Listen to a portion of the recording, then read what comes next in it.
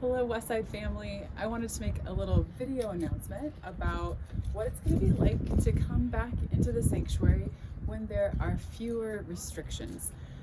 But first, before I get into any of the details, I want to assure you that we are all in prayer with one another and with you as we make decisions individually and as families about what risks to take and when to take them and with whom and where. It's kind of a complex decision deciding to come back into the sanctuary. Some of you already have, some of you will. We understand, and there is grace for all of us as we make these decisions. So, all of the decisions that I'm talking about today have been approved by our transition team and by our council. And if you have any questions about them, you can talk to me or anyone on the transition team or the council. So first of all, when you come to church on Sunday morning, you will not have to RSVP. We don't need to do contact tracing anymore. We don't need to have you sign up in advance because there's no capacity limits. So just come on into church. And instead of going in through the side doors over there, we are now going to be able to come in through the front doors. We already did that last week. So here we are, we'll enter, and you'll notice, oh, we have this sign here still. So we need to take that off because we are no longer requiring masks. So come on in.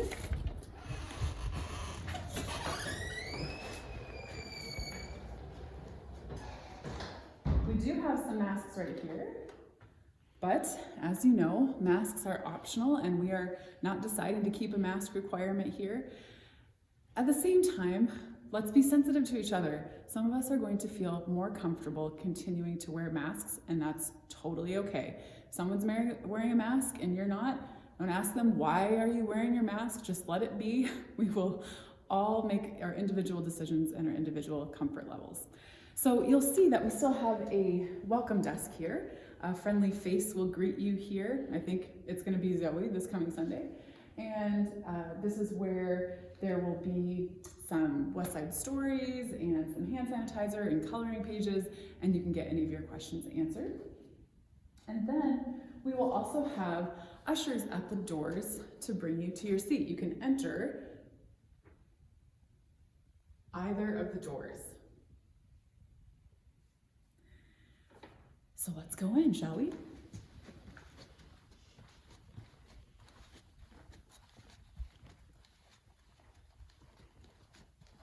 So, as you notice, the seats have been put back into the sanctuary.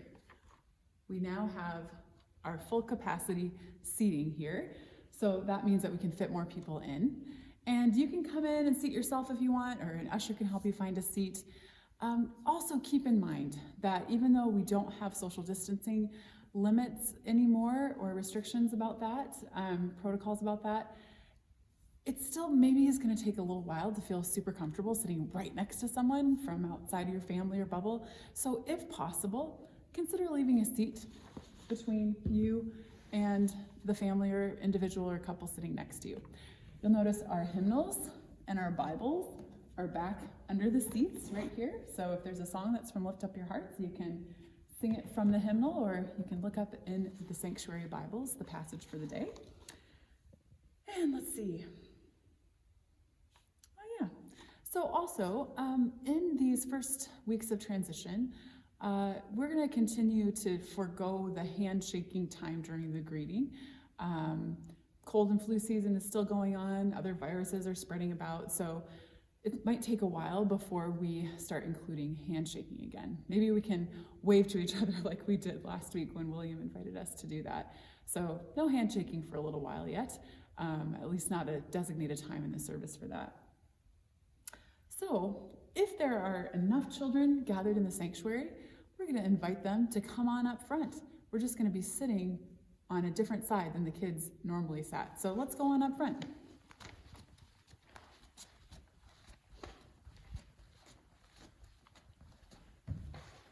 So the kids can come right up here. This is the way that the camera can catch the children's message yet. And so they'll sit on the west side. If there's only a kid or two, or the age isn't quite the children's message age, then they can just sit in their seats, but we'll still continue to have a children's message. And another difference is that we will be passing the offering plates again. The deacons will be doing that. So we'll have an offertory time during the service. We will, of course, continue to live stream and record our services so that they can be seen during the service or later on our YouTube channel. Then after the service, we will be able to fellowship together, as we have been for a while, in the fellowship hall. So let's go to the fellowship hall.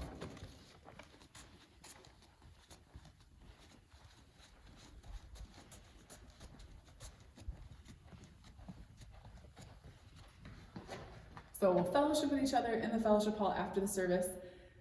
We're not quite going to have the coffee and water after the service yet. We're going to wait to get that schedule all up and running, but we eventually will. Easter Sunday is the day we're thinking about doing that. And of course, we need to just, step into the gorgeous kitchen.